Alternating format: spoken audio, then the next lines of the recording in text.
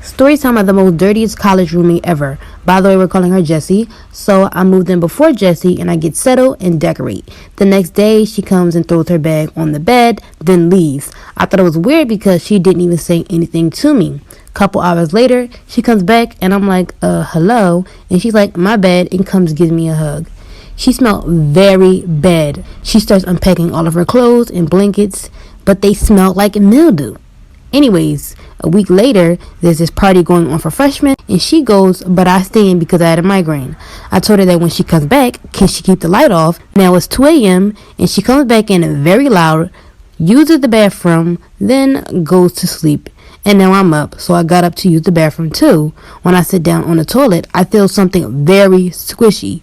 It was dark because, like I said, I had a migraine. I get up, turn the light on, and I was sitting in her shit. This is why it's better to have one friend that you hang out with regularly instead of having a big group of friends. And trust me, you're going to want to listen to this story time. So when I was a sophomore in high school, I was kind of going through an identity crisis, and low-key still am. I went to a predominantly white school for the majority of my life, so let's just say I was extremely whitewashed. It was one of those times in my life where if a white person said the N-word around me, I would just laugh. Not because I didn't know it was wrong, but because I wanted to be accepted and I wanted to be like everybody else, and I seeked validation. Sophomore year was really when I started to become who I am today. I wanted to learn way more about my culture and my background, so I started becoming friends with people from other schools that are more diverse. Eventually, I met this group of girls, and I thought these girls were going to be the sweetest girls I would ever meet. Now, this friend group was serving flavor. I'm talking diverse to the T. One night, we decided that we were going to spend the night at one of the girls' houses. Let's call this girl Sally. I kept getting lost on the way to Sally's house, and I thought it was because I didn't know the area that well. Keep in mind, that's what I thought was the reason. I get there and we watch like 4 or 5 movies before I end up falling asleep. And when I wake up, I was in a room full of grown-ass men staring at me. Storytime part 2 of why it's better to have one loyal friend instead of a big group of friends. I forgot to mention in part 1 that when I arrived, the men were already there. Mind you, we were in sophomore year. These men looked like they were in college. So I was already a little thrown off, but I trusted it because I was with my friend. When I wake up, these men are like staring at me. But they try to look away really fast, but I could tell that they were staring at me. I start thinking the worst of the worst. I try to think of any possible way that I could get out of there, whether it was physically or mentally. So I pretend to fall asleep just to escape the reality of it. But then one of the men at the bottom of the bed starts rubbing my feet. I immediately kick my leg so I can get his hands off. Now I'm thinking he's gonna be mad and I'm gonna get fucking attacked. So I try to make small talk to loosen the tension. So I look at the guys and I'm like, hey, do you know where the girls went? One of them looks at me and says, oh,